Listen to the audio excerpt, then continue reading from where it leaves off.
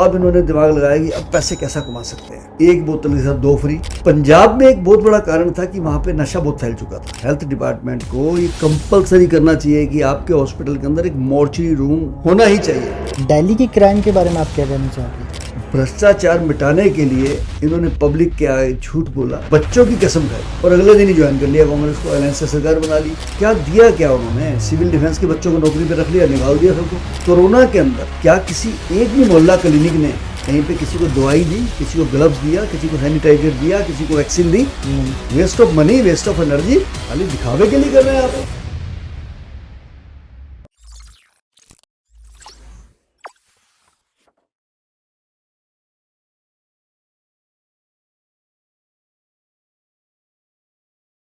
तो अभी सर मैं बताना चाहूँगा सर, फॉर्मर एमएलए भी रहे हैं बीजेपी से।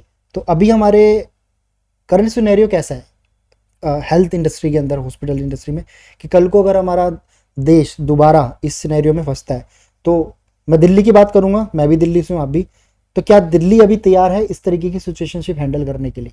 देखिए, मैं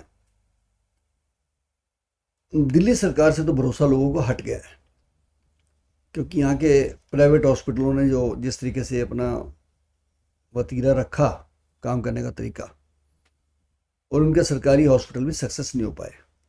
लेकिन जो सेंट्रल गवर्नमेंट के हॉस्पिटल थे, एम्स वगैरह, सफदरजंग, आरएमएल, इनके अंदर काम भी हुआ, इनके पास सुविधाएं भी थी। और अब तो देश में एक एम्स नहीं है ना, हर शहर में एम्स खुल गया है। ये बहुत बड़ी बात है, बहुत बड़ी तरक्की की बात है हमारे लिए कि एम्स नहीं तो लोग सब दिल्ली भागते थे। ये पहली बार हुआ है ऐसा। और मैं देख रहा था यूपी में ही अभी यूपी सरकार ने तकरीबन 500 से ज़्यादा एम्बुलेंसेस लॉन्च करी हैं। ये लोगों के लिए ज़रूरी है भाई। ये आप अगर किसी को प्राथमिकी नहीं दे सकते, फर्स्ट एड ही नहीं दे सकते एक्सीडेंट में या वैसे किसी केस में, तो फिर वो बचेगा कैसे? मैं समझ रहा हूँ, जब यूपी जैसा स्टेट, इतना बड़ा स्टेट है, वहाँ इतनी जल्दी इन्होंने इंतजाम कर दिया है, तो बाकी स्टेट क्यों नहीं कर सकते हैं? बिल्कुल, यूपी तो मिसाल है आपके सामने। कानून व्यवस्था में देख लो, चाहे रात के 2 बजे चले जाओ, कोई प्रॉब्लम नहीं है। अब लोगों को एक विश्वास बैठ गया है। और जो जो जो खास करके इस टाइप के लोग थे, गुंडा, बदमाश, मवाली, बाहुबली, उनको तो छुपने की जगह नहीं मिल रही है। वो तो वो जेल में जाने से भी डरते हैं, अब यार वहीं ना मार दिया जाए। और ऐसा ही होना चाहिए। बिल्कुल, कीड़े मकोड़ों को कुचल देना चाहिए, आगे के लिए नहीं छोड़ना चाहिए। दिल्ली की क्राइम के बारे में आप क्या कहना चाहोगे? यहाँ पर क्राइम रेट कैसा है? दिल्ली का क्राइम ना दूसरे टाइप का है। दिल्ली में मैं समझता हूँ कि स्नैचिंग, रैचिंग, इस टाइप के ज़्यादा क्राइम है, क्योंकि यहाँ गैंगवार नहीं है। दिल्ली के अंदर कोई गैंगवार नहीं है, कोई उस तरीके के गुंडे बदमाश नहीं है। छोटी स्टेट है और कहीं ना कहीं बंदा पकड़ में आ जाता है।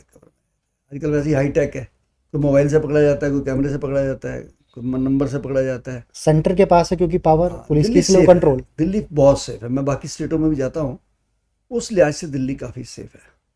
बट सर, बहुत लोग बोलते हैं कि रात के समय दिल्ली के अंदर थोड़ा सा अनकंफर्टेबल हो जाता लोगों के लिए। ऐसा नहीं है। कोई एक आधा कोई एरिया हो तो मैं कह सकता हूँ, नहीं कह सकता। लेकिन आप रात को, मैं 2-2, 2:30 बजे भी आता हूँ। अब देखो, एक बात बताऊंगा आपको, जिसने क्राइम करना उसने तो अमेरिका में जाके बिल्डिंग में हवाई जहाज मार दिया। रोक लो, कैसे रोक लोगे जाके आप? जिसने सोच ही लिया मैंने क्राइम करना है, उसे कौन रोक सकता है भाई? उसको नहीं रोक सकते आप। लेकिन ये छोटे मोटे हो जाना है, ये तो आम बात है, बहुत बड़ी बात नहीं है। तो अभी सर जो सिनेरियो, जैसे मैंने आपको बताया था, अभी हमारा जो यहाँ का हॉस्पिटैलिटी सिस्टम है, अच्छा है, बेटर है, हो सकता है आपके हिसाब से? नहीं, अभी काफ़ी चीज़ें होनी चाहिए जी। देखो, अगर दिल्ली के अंदर 10,000 हॉस्पिटल है ना, तो 9,900 के अंदर मॉर्चरी नहीं है। एक हॉस्पिटल है 50 कमरे का, 50 पेशेंट है, ठीक है, डेथ होगी किसी की, रात के 2 बजे कहेंगे डेड बॉडी घर ले जाओ। क्यों ले जाओ भी? कहाँ ले जाओ भी? वो कहाँ लेके जाएंगे रात के 2 बजे? हॉस्पिटल के अंदर एक कमरा क्यों नहीं बन सकता मॉर्चरी का? ये कंपलसरी होना चाहिए। हेल्थ डिपार्टमेंट को ये कंपलसरी करना चाहिए कि आपके हॉस्पिटल के अंदर एक मॉर्चरी रूम होना ही चाहिए। लाश को वहाँ रखी सारी रात, अगले दिन दीजिए उनको। लाखों रुपए आप बिल ले रहे हैं, डेड बॉडी कौन रखेगा? बिल्कुल। फिर डेड बॉडी को घर छुड़वाने का साधन भी हॉस्पिटल का होना चाहिए, एम्बुलेंस भी उनकी होनी चाहिए। जब लेके आना होता है जब पैसे लेने होते हैं तो फटाफट जाती है आपकी गाड़ी, बिल्कुल फिर लाश छोड़ने कौन जाएगा? सर। जो प्राइवेट हॉस्पिटल है जिसकी हम सबसे ज़्यादा बात कर रहे हैं, जिसके लिए वो चार्ज करते हैं किसी भी तरीके की ट्रीटमेंट देने के लिए, क्या हमारी गवर्नमेंट उसको, जैसे सरकारी हॉस्पिटल्स है, उस तरीके से ट्रीटमेंट नहीं कर सकती कि जितने भी लोग हैं वो चाहे इंश्योरेंस ले ले? जैसे प्रधानमंत्री ने वो भी निकाला था एक, जिसमें 5 लाख तक का इंश्योरेंस मिल रहा है, ताकि प्राइवेट हॉस्पिटल का उनकी जो फीस है वो भी मिल सके, और जो दूसरे लोग हैं, जो आम लोग हैं, वो भी, अब अमीर लोग करा सकते हैं लेकिन आम लोग नहीं करा सकते, वो गवर्नमेंट हॉस्पिटल पे लाइबल रहते हैं। बाहर के देशों को हम तो देखते हैं, आप भी अगर आपने ट्रैवल किया होगा तो आपको पता होगा, मैं भी करता हूँ, तो वहाँ हॉस्पिटल के सिस्टम्स बहुत अच्छे हैं। आप चाहे गवर्नमेंट में जाओ चाहे प्राइवेट में जाओ, उनका एक, जैसे हमारे यहाँ आधार कार्ड होता है, उनका अपना एक कार्ड होता है जिसके लिए वो टैक्स पे करते हैं, कुछ भी चीज़ करते हैं, वहाँ जाते हैं, उनके लिए फ्री होती है सारी हॉस्पिटल सर्विसेज। अपने इंडिया में इस तरीके की सर्विस अभी डेवलप नहीं हो पा रही। इसका कारण क्या हो सकता है, या हमें क्यों ये चीज़ नहीं कर रहे हैं अभी के लिए? हमारे देश में ना एक छोटी सी जो दिक्कत है कि हर चीज़ का हम नेगेटिव तरीके से काम करना शुरू कर देते हैं। अब जैसे इंश्योरेंस कार्ड बने, इंश्योरेंस वाले हॉस्पिटल वाले मिले हुए हैं। हम्म, जैसे कोई केस आता है हॉस्पिटल में और उनको पता लग जाए कि इसके पास कार्ड है हेल्थ इंश्योरेंस का, फट से एडमिट कर लेंगे। उनको पता है मोटा बिल बनाना है, साला 15,000 का तो उसको 2 लाख बना दो। जो गया है वो भी सोचता है मेरा कौन सा जिम में से जा रहा है, मैंने साइन ही तो करने हैं। इससे क्या हुआ, इसके ऊपर लगाम लगनी चाहिए कहीं ना कहीं। इसके बीच में एक कोई ना कोई गाइडलाइन होनी चाहिए, कोई बिल्कुल। कोई चैनल होना चाहिए जो इनको कंट्रोल कर सके इन्हें। फॉलो करे, वॉच करे इनको पूरा। हम्म, वो नहीं है अभी तक गवर्नमेंट की तरफ से कोई ऐसा, दिल्ली में तो बिल्कुल नहीं है।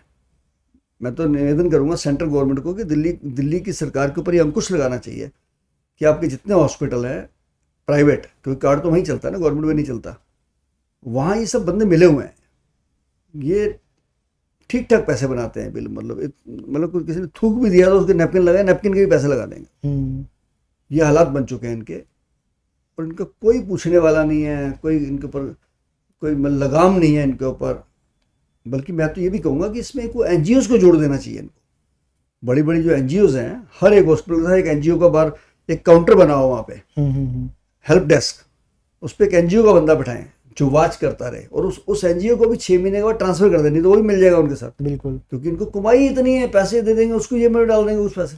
पर सर जब बिल बन रहा है तो पेमेंट तो इंश्योरेंस कंपनी कर रही है, कर रही है, तो नुकसान तो उसी का ही हुआ ना। क्योंकि अगर नुकसान हुआ, मतलब वैसे अगर समझना चाहूँ, अगर 1000 का बिल वो 1 लाख का बना रहे हैं, पैसा तो इंश्योरेंस कंपनी को देना है। लोग जो जिसके पास इंश्योरेंस कार्ड है उसको तो देने की जरूरत नहीं है। इंश्योरेंस कंपनी, सपोज समझ लीजिए आप, काम है 10,000 का, ठीक है, बिल बना 2 लाख का, समझ गए आप। इंश्योरेंस कंपनी के बंदों को भी उसमें से पैसे जाते हैं, और हॉस्पिटल वाले के पास तो आ ही रहे हैं सारे। अच्छा, उनकी कमीशन सेट यस, उनके सब सेटिंग है अंदर से। और बता देता हूँ आपको, फार्मा कंपनियों ने जितना पैसा कमाया है इस कोविड में, फार्मा कंपनी के ऊपर तो लगाम ही कोई नहीं है। उन्होंने 10 पैसे वाली गोली भी जो है ना, 20 रुपए की बेच दी, 100 रुपए की बेच दी, कोई लगाम नहीं थी।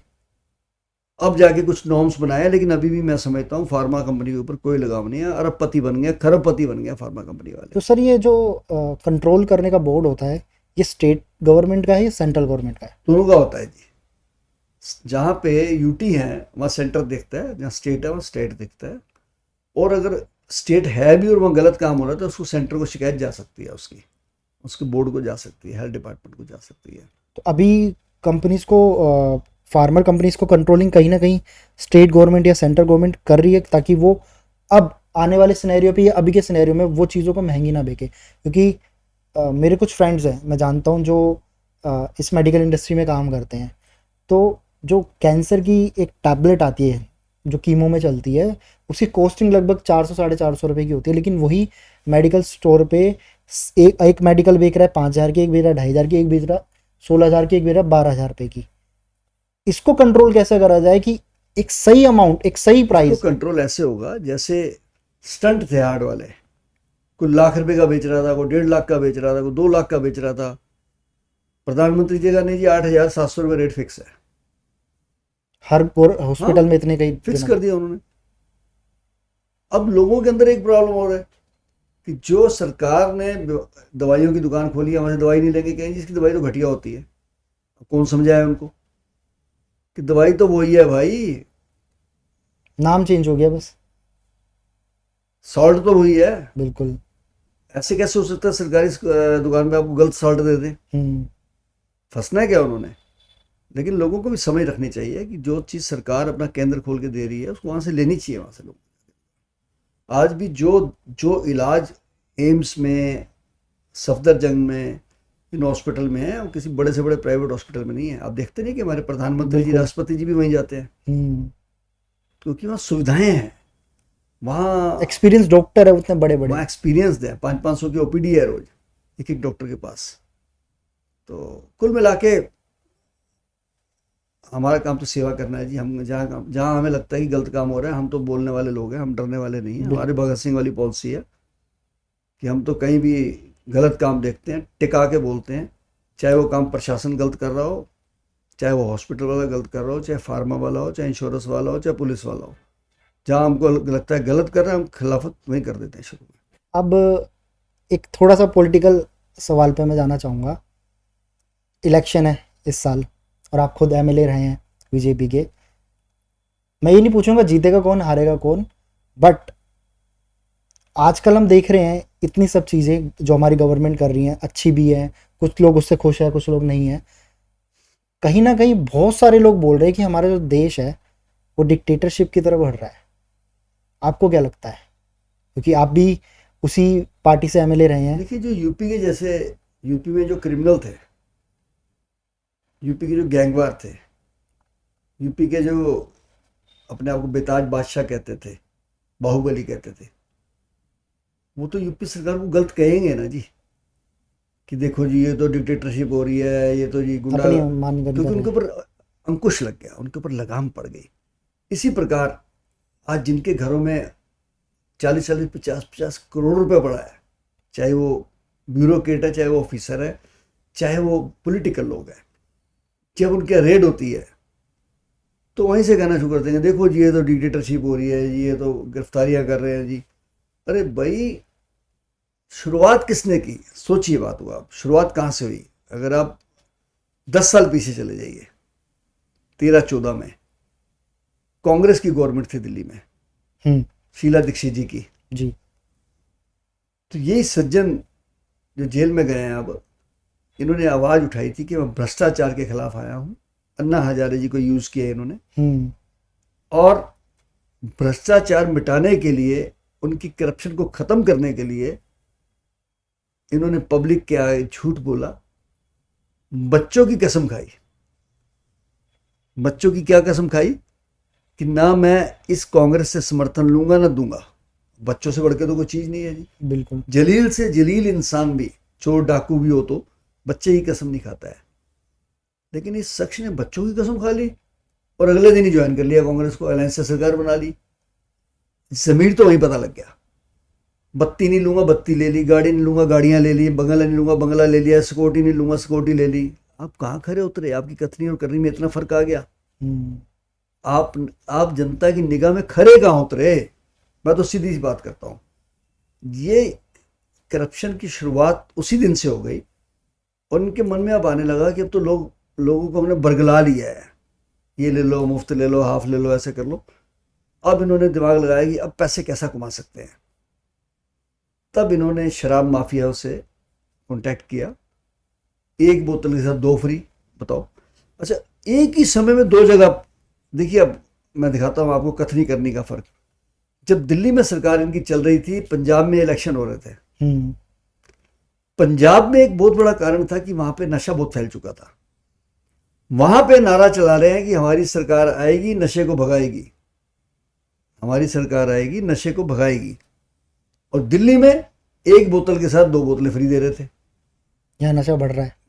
कमाल की बात देखिए आप, एक टाइम में इनकी कथनी और करनी में फ़र्क यहीं चल रहा था पता।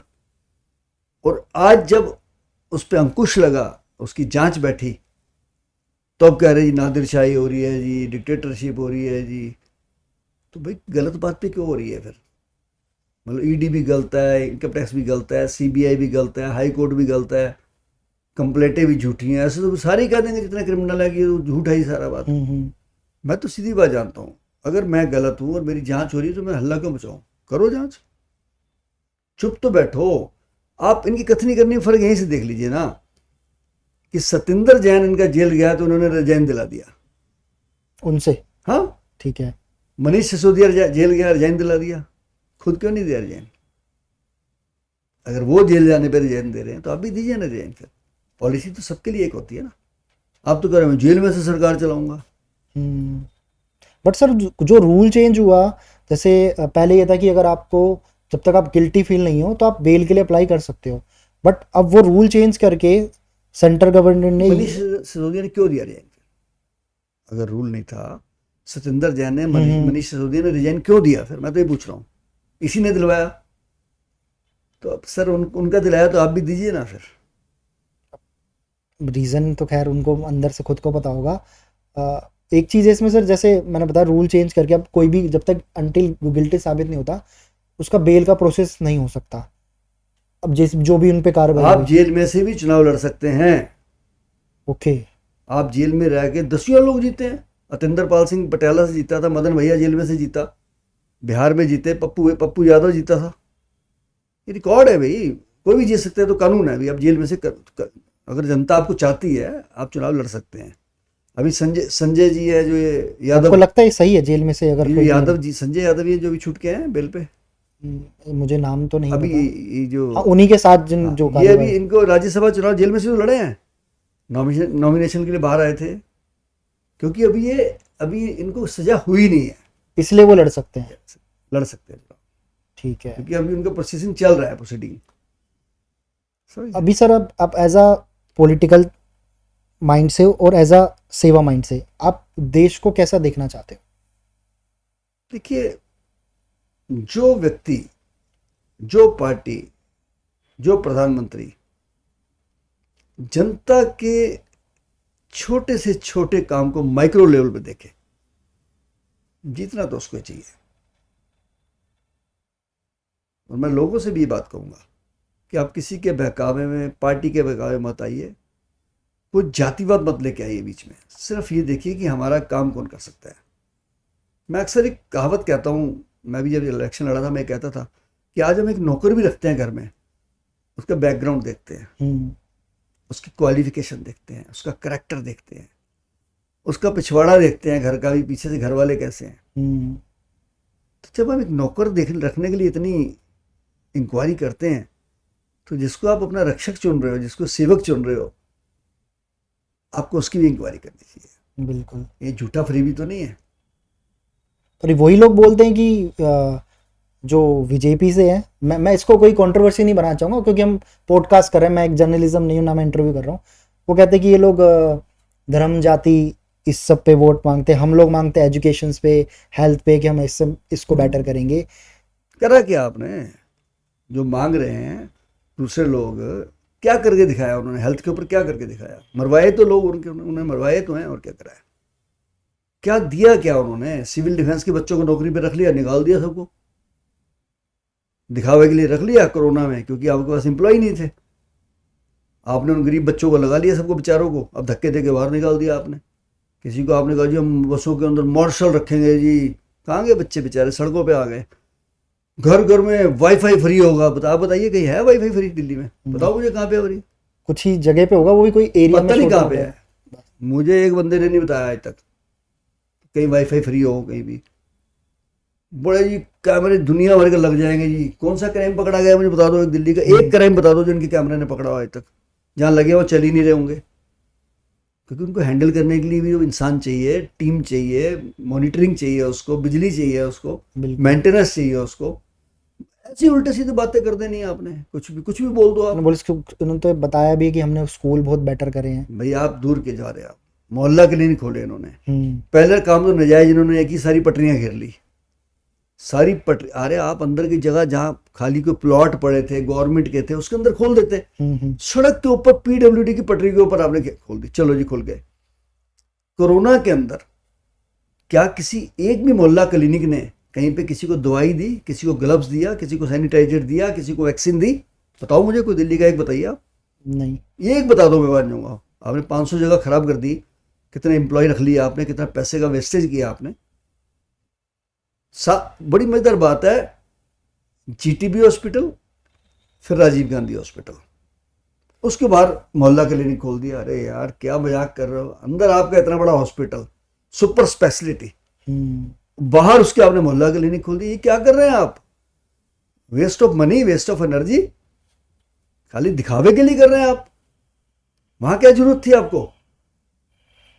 ये चीजें ना कहीं इन्होंने जो ओछेपन में करी हैं, जल्दबाजी में की हैं, वो पकड़ में आ रही हैं अब लोगों के, अब आ रही है लोगों के दिमाग में कि यार ये तो हमको पागल बना गया। ये तो बचपन में मदारी का एक खेल देखते थे ना हम, तो जब हम लोग बैठे होते थे तो वो एक गुड्डा सा रख देता था, कहता अभी इसमें जान आ जाएगी, कपड़े का गुड्डा होता था वो, और हम भी पागलों तो 2 घंटे बैठे रहते थे, वो पैसे वैसे इकट्ठे करके गुड्डा थैले में रख के चला जाता था। तो ये भी गुड्डा दिखा के आए हैं, गुड्डा दिखा के चले जाएंगे। और देखिए मैं एक बात और बता देता हूँ, कॉरपोरेशन का चुनाव और चीज़ है, विधानसभा का चुनाव और चीज़ है, और लोकसभा का चुनाव और चीज़ है। ये जनता को सोचना चाहिए। आप कभी हमारे जो स्टेट के, दिल्ली स्टेट के सीएम हैं, उनसे मिले हैं? किससे? अरविंद केजरीवाल जी हाँ से। मैं मिला हूँ। तो कभी आपको उनसे बात करनी हो, कुछ बोलना हाँ हो? मैं जब एमएलए था बात हुई मेरी। आप उनसे एज अ पॉलिटिशियन या एज अ पर्सन, दिल्ली के नागरिक होकर आप उनसे क्या कहना चाहोगे दिल्ली के लिए? मैं देश की बात नहीं करूंगा, मैं पहले दिल्ली की बात करता हूँ। देश तो बहुत बड़ा है, पहले हम एक चीज को, दिल्ली जैसी चीज को या देश के लिए भी रखते हैं। क्या आप कहना चाहोगे उनसे? मैं क्या ये कहना चाहूंगा कि झूठ मत बोलो भाई। तुमने कहा था कि हमारी सरकार बन के आई, हम जनता की अदालत लगाएंगे, हमारे घर कोई भी आके मिल सकता है। अरे तुम तो एमएलए को ही नहीं मिलते, तुम काउंसलर को नहीं मिलते, तुम मिनिस्टर को नहीं मिलते। आपकी तो कथनी करनी में इतना बड़ा फर्क हो गया ना। आप लगाइए ना जनता दरबार, क्यों नहीं लगा रहे आप? लगाओ, धक्के दे के बाहर निकाल देते हैं आप वहां से, उनके घर जाए तो मिलने के लिए? हाँ, मैं एक बार विधानसभा जा रहा था, मुझे काम था सेक्रेटेरिएट में। एक व्यक्ति बेचारा हैंडीकैप, जमीन पे ऐसे हाथ रख के चलता है, उसने एक व्हील चेयर अप्लाई कर दी थी हेल्थ डिपार्टमेंट में। जब उसको 1 साल नहीं मिली तो वो बेचारा कैसे जमीन पे चल के खुद गया, मंत्री के कमरे तक गया। मुझे नहीं पता उस दिन क्या हुआ था। मैं जब गया था, गेट पे एक व्यक्ति जो जमीन पे बैठा हुआ है और चला नहीं जा रहा, उसको धक्के मार रहे, लाते मार रहे थे। मैंने पूछा क्या हुआ बेटा? मैंने कैमरा निकाला फट से, कह रहा अंकल जी मैं व्हील चेयर मांगने आता हूँ, मुझे धक्के दे के बाहर निकाल। मुझे बड़ी शर्म आई यार, ये लोग कौन लोग हैं, कैसे लोग आ गए यहाँ पे? ये तो माओवादी हैं।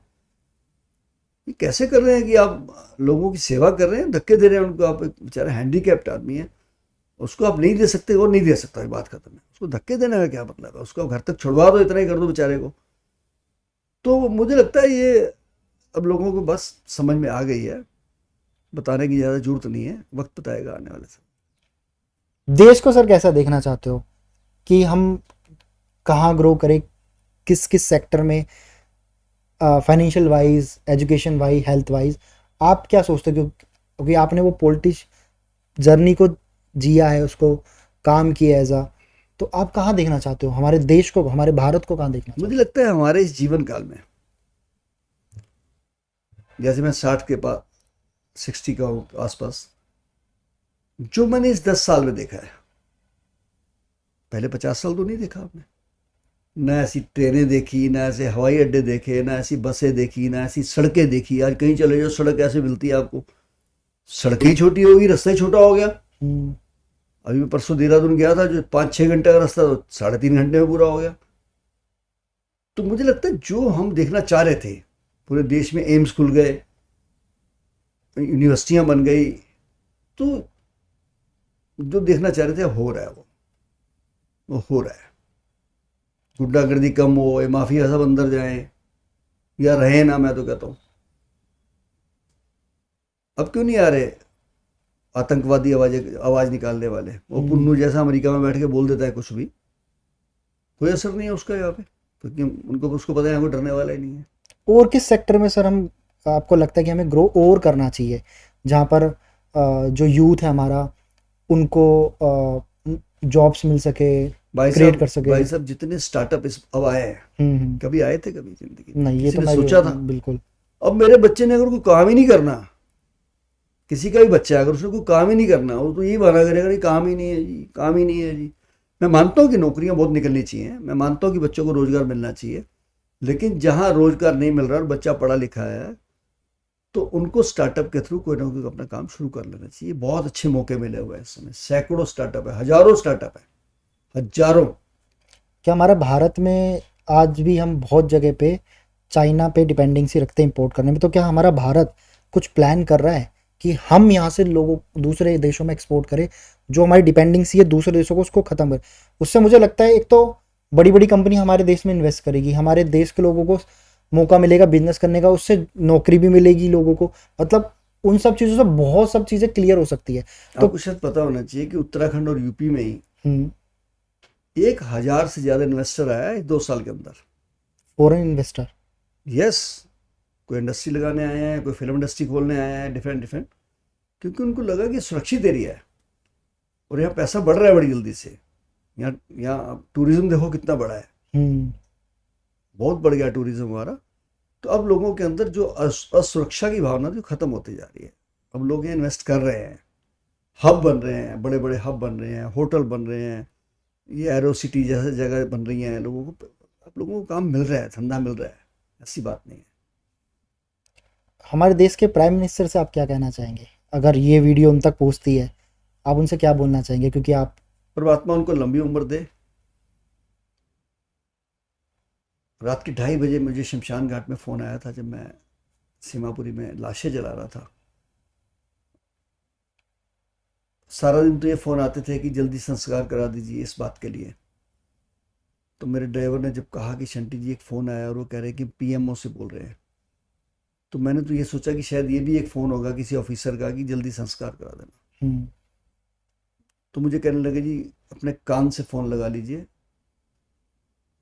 मैंने फ़ोन कान से लगाया तो मेरे हाथ गंदे थे, तो उधर से आवाज़ आई कि शंटी जी हम आपको लाइव देख रहे हैं टीवी पे, कोई चैनल लाइव कर रहा होगा हमारे पीएम बात कर रहे थे। और सारा देश आपको देख रहा है, सारा देश आपके साथ है, इसी तरीके डट के सेवा करिए, जय हिंद। मैंने कहा सर कौन बोल रहे हैं? कह रहे मैं नरेंद्र मोदी बोल रहा हूँ। रात के 2:30 बजे एक प्राइम मिनिस्टर यार माइक्रो लेवल पे चौकीदार बन के देख रहा है, बहुत बड़ी बात है, ये बहुत बड़ी बात है। मेरे रोंगटे खड़े हो गए और मुझे लगा यार जो मैं सुनता था ना कि जिस वृक्ष को आसमान को छूना है उसको अपनी जड़ें पाताल में ले जानी होंगी, ये वही वृक्ष है। इनकी कथनी करनी में फ़र्क नहीं है। देखिए अब सबको तो कोई नहीं खुश कर सकता, हो सकता है मैं खुश हो जाऊँ, आप ना हो, आप खुश हो मैं ना हो, उनकी किसी बात से या मैं पर्सनल बात से नाराज हूँ, वो अलग बात है। हमें सोचना चाहिए देश के लिए, देश के लिए बस बिल्कुल। सीधी सी बात है। और किसी भी इंसान में 100% अच्छाई तो नहीं हो सकती ना जी। अगर ऐसा ही होता तो सारे फिर एक मजहब के ना हो जाते। बात समझिए आप, अगर एक भगवान अच्छा होता तो सारे वैसे लोगों के, जब भगवान बदल सकते हैं लोग तो पार्टी भी बदल ही सकते हैं। बिल्कुल। जब मेरे को लगता है, मैं एग्जांपल देता हूँ, पहले मेरे यहाँ सारे मैक्सिमम लोग वैष्णो देवी माता जी के जागरण कराते थे, अब आधे लोग साईं बाबा जी के जागरण कराने लगे हैं। तो हो सकता है उनका कहीं विश्वास डाइवर्ट हुआ हो। तो जब भगवान में डाइवर्ट हो सकता है तो पार्टियों में क्यों नहीं हो सकता? लेकिन परमात्मा उनको शक्ति दे, वो इसी तरीके से काम, अभी तक तो जो कहा है उन्होंने करके दिखाया है। सो पॉडकास्ट ख़त्म करने से पहले सर बस एक चीज़ आपसे पूछना चाहूँगा। हमारे देश में बहुत सारी पार्टीज़ हैं, बीजेपी, कांग्रेस, आम आदमी पार्टी, साउथ में ये वो जो बड़े बड़े नाम हैं। अगर आप बस बताना कि इस तरीके से काम हो सकता है या नहीं, या हमें इसमें क्या करना चाहिए। अपोजिशंस के खिलाफ बुराई करने से ज़्यादा अगर साथ मिलके काम करे सारी पार्टी, तो आपको नहीं लगता कि हम बहुत जल्दी और अच्छी तेज़ी से ग्रो करेंगे और पॉजिटिविटी भी हमारे भारत में ज़्यादा होगी? जिस मुल्क की अपोजिशन स्ट्रॉन्ग नहीं होती है मुल्क बर्बाद हो जाता है, समझ लीजिए बात आप। जस्ट लाइक पाकिस्तान, बहुत से ऐसे मुल्क हैं जो अपोजिशन स्ट्रॉन्ग नहीं है। मुझे ये कहने का अधिकार नहीं है कि अपोजिशन क्या करे क्या ना करे, लेकिन डेमोक्रेसी जो कहती है उस हिसाब से हमारे देश में बिल्कुल ठीक चल रहा है। जहाँ अपोजिशन को बोलना चाहिए बोलने देते हैं, वो बोलना चाहिए उसको, लेकिन कोई अपनी हद से बढ़कर और गरिमा को तोड़ के बोलता है तो उस पर अंकुश भी लगना चाहिए। ये नहीं है कि आप किसी के खिलाफ कुछ भी बोल देंगे, प्रधानमंत्री के खिलाफ कैसे ही बोल देंगे। अब बोलिए, गरिमा के साथ बोलिए उसमें। तो मुझे लगता है कि अभी तक जो अपोजिशन है वो इकट्ठी नहीं हो पा रही है। उसका कारण है कि इनके स्वार्थ अलग अलग है सबके। किसी को परिवारवाद की लालसा लगी हुई है। तो क्या बीजेपी हमारी करंट सरकार सपोर्ट करती है कि सब लोग मिलके साथ काम करो, चाहे वो आप हो, कांग्रेस हो, कोई भी सरकार हो, मिलके करो? सर अगर सारे मिल ही गए तो फिर अपोजिशन कहाँ रह जाएगी? नहीं नहीं, मतलब अपोजिशन पे रहे, बट जब भारत को बढ़ाने की बात आ रही फिर है तो चुनाव की प्रक्रिया कहाँ रह जाएगी? समझिए बात आप। चुनाव की प्रक्रिया आती ही वही है जहाँ डेमोक्रेसी हो। डेमोक्रेसी ये कहती है कि आपका अधिकार है, आप जिसको मर्जी चुन सकते हैं। और एक अच्छी सोच भी लाई गई है कि खर्चा बचाया जाए, टाइम बचाया जाए, कि एक टाइम में सारे चुनाव कराए जाएं। बड़ा अच्छा दिमाग है वो भी। बार बार आज एक चुनाव हो रहा है, फिर दूसरा हो रहा है, फिर तीसरा हो रहा है, उसी में लगे रहते हैं 5 साल। तो अगर वो वाला हो जाए, वन नेशन वन इलेक्शन, बहुत बड़ी बात है ये, बहुत बड़ी बात है ये। मैं समझता हूँ ये अगर ऐसा हो जाता है तो इससे कई लोगों का समय बचेगा, पैसा बचेगा, और लोगों को बार बार लोगों के धोखे में नहीं आना पड़ेगा। ये मुफ्त की रेवड़ियाँ बांटने वाले भाग जाएंगे सारे। एंड सर, हमारा देश, हमारा भारत जैसे बढ़ रहा है, बहुत देशों में इतना नाम है हमारे भारत का। लोग कहते हैं जब हम बाहर ट्रैवल करते हैं, अब इंडियंस का रुतबा अलग होता है, पहले देखने का नज़रिया अलग था और अब अलग है, जस्ट बिकॉज ऑफ हमारे जो प्राइम मिनिस्टर हैं, उनके वजह से उन्होंने बहुत कुछ भारत के अंदर बदला जो आगे दूसरे लोगों को दिख रहा है, जो पर्सनली कहीं ना कहीं मैं मानता भी हूँ, क्योंकि मैं भी जब ट्रैवल करता हूँ। इसमें एक चीज़ जस्ट मैं आपसे कंफर्म करना चाहूँगा, जैसे आपने बताया कि इलेक्शंस इसलिए होते हैं क्योंकि लोग अपने अपनी चीज़ों के लिए, हमारे भारत में ही हम लोग देखते हैं कि जो लीडर है, जब वो कोई चीज़ लेकर आता है और पूरे भारत के लिए अप्लाई होती है, तो बहुत कोई भी पार्टी, अपोजिशन पार्टी, वो उसके खिलाफ जाने लग जाती है कि क्यों लाए, क्यों लाए, क्यों लाए, रेदर देन कि उसका सोल्यूशन क्या है, उसको हम बेटर कैसे कर सकते हैं। इसके लिए आप कुछ बोलना चाहेंगे? देखिए, अगर वो गलत गलत कर रहे हैं बाहर से लाके, तो पब्लिक का और अपोजिशन का काम है रोकना। जैसे बोफोर्स में हुआ, तोप आई तो रक्षा के लिए थी, लेकिन उसमें दलाली कितनी खा गए वो लोग, जरा सोचिएगा उस समय। इसलिए पब्लिक को बोलने का पूरा अधिकार है, बोले। लेकिन हमारा देश भारत, इसकी गरिमा पूरी दुनिया में, हम कहीं भी जाते हैं ना, जो हमें रेड कारपेट मिलता है ना, भारत के नाम से मिलता है। इसके लिए तो मैं यही कह सकता हूँ कि कुछ बात है कि हस्ती मिटती नहीं हमारी, सदियों रहा है दुश्मन दूरे जहां हमारा, क्योंकि सारे जहां से अच्छा हिंदुस्तान हमारा। भारत माता की जय। जय। जय Hind. Thank you so much sir, जो आपने अपना वैल्यूबल टाइम हमें दिया इस पॉडकास्ट में, और आई होप आपको अच्छा लगा होगा मेरे साथ बात करके, क्योंकि मैंने आपसे एज अ बात एक पॉडकास्टर बात करी है, ना कि एक जर्नलिस्ट जो एक इंटरव्यूअर होती है। ये इस पॉडकास्ट का मोटिव ये था कि लोगों को पता लगे कि बेसिकली एक पॉलिटिशियन पर्सन किस तरीके से काम करता है, सेवा कैसे कर रहा है, क्योंकि मैं जानता हूँ सिख कौम के अंदर जीन्स में होती है सेवा करना आपके, तो वो पता लग सके। और ये एक इंटरव्यू नहीं है, मैं आपको फिर से बोलूँगा, कहीं आप जज करो, ये हमारे बीच की बस बातें हैं, उनके मन की बातें हैं जो उन्होंने बताई, क्योंकि वो एक फॉर्मर एमएलए रहे हैं। अभी हमारा करंट भारत क्या काम कर रहा है, कैसे काम कर रहा है, वो आपने देखा। साथ साथ शहीद भगत सिंह सेवा दल कैसे काम करते, कितना लोगों के लिए उन्होंने सेवा करी, ये पूरा पॉडकास्ट में आपने देखा है। एंड मैं आशा करता हूँ आपको ये हमारा पॉडकास्ट पसंद आया होगा। अगर आपको ये पसंद आता तो डेफिनेटली इस पॉडकास्ट को सब्सक्राइब करें, ताकि आपको और भी ऐसे ही अच्छे पॉडकास्ट मिलते रहे। और आपको नेक्स्ट टाइम किस पॉडकास्ट चाहिए, किस टॉपिक पे, वो मुझे ज़रूर बताना। मिलते हैं आपसे अगले पॉडकास्ट में। इसमें मैं एक बात और जोड़ता हूँ, बीच बीच में लगा देना है इसको। जी जी सर। मोदी जी ने कुछ काम ऐसे किए जिससे आज सिख कम्युनिटी को भी बड़ा गर्व महसूस होने लगा। जैसे करतारपुर साहब का द्वार खुलना। हम बचपन से अपनी अरदास में बोलते थे कि ये सच्चे पातशाह जिन गुरुद्वारों को हमसे बिछोड़ा गया है, ऐतिहासिक स्थानों में, उनको दर्शन दीदारे बख्शो। तो करतारपुर साहब खुल गया। 4 साहिबजादों को उनका वीर बाल दिवस मनाना दुनिया देख रही है, दुनिया में नाम हुआ है, और उसके अलावा सीबीएसई की किताबों में आ गया वो। ये छोटी बात नहीं है। हमारे गुरु साहब की शताब्दियों का मनाया जाना, ये बहुत बड़ी बात है। और अभी हेमकुंड साहिब में लोग पैदल जाते थे, वहाँ पे उन्होंने रोपवे का भी अनाउंस कर दिया। तो मैं समझता हूँ हमारी कम्युनिटी के लोगों को भी उनका थैंकफुल होना चाहिए कि उन्होंने हमारे लिए कुछ अच्छे काम जो किए हैं वो जोड़ने के लिए किए हैं। और वो इस बात की भी कदर करते हैं कि हिंदुस्तान की आज़ादी के लिए 85% से ज़्यादा फांसी अगर दी है तो सिखों ने दी है। बिल्कुल। शहादत जो दी है सिखों ने दी है। और अभी भी जब भी कभी देश के ऊपर विपदा आई है, सबसे पहले सिख खड़े सबसे होते पहले सिख कौम खड़ी होती है, क्योंकि सिखों का हमारे देश की धरती के अंदर खून रिसा हुआ है। हमारी गुरबाणी में लिखा है, जे को प्रेम खिलन का जाओ, सिरदर तली गली मेरे आओ।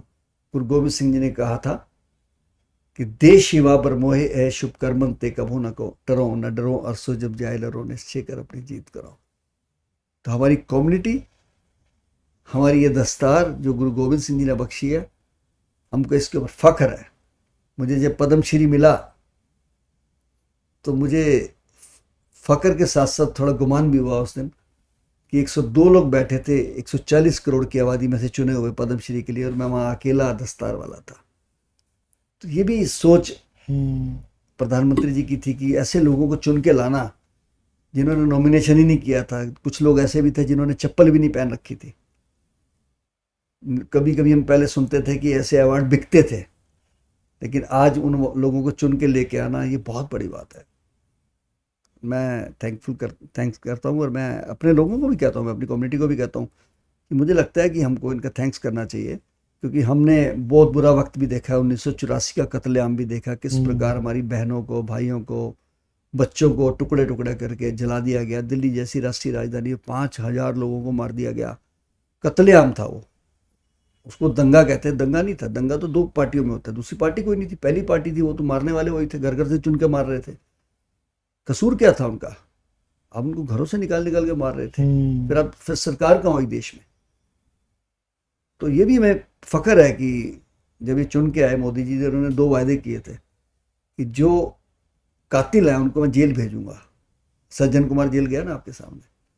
फिर उन्होंने कहा था जो भुक्तभोगी हैं उनको मैं मुआवजा दूंगा। 5-5 लाख रुपए दिया जी उन्होंने।